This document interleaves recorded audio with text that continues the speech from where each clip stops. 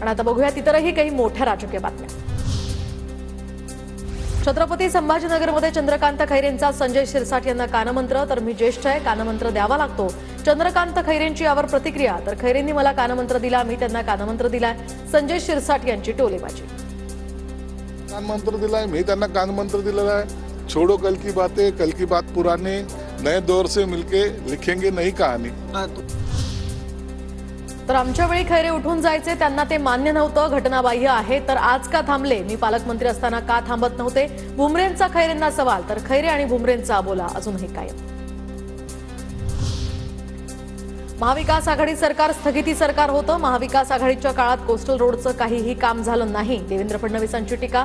तर आदित्य ठाकरेंनी श्रेय घेण्याचा प्रयत्न करू नये, फडणवीसांचा निशाणा। या कामांना त्यांनी स्थगिती दिली होती। इथेही या ठिकाणी आपल्याला माहिती आहे त्यांच्या काळात काहीच काम झालं नाही, त्यामुळे विनाकारण श्रेय घेण्याचा प्रयत्न करू नये, मुंबईकरांनी बघितलेला आहे। शिर्डी ही आता अधिवेशन नगरी झाली आहे। भाजप आणि राष्ट्रवादीच्या अधिवेशनानंतर आता संजय राऊतांची बोचरी टीका। साईबाबा सर्वांनाच आशीर्वाद देतात असं नाही, असाही टोला। इथे सातत्यानं राजकीय पक्षांचे अधिवेशन होतात, राष्ट्रवादी काँग्रेसचं झालं, भाजपचं झालं, आता काहीतरी अजून एक अधिवेशन होणार आहे।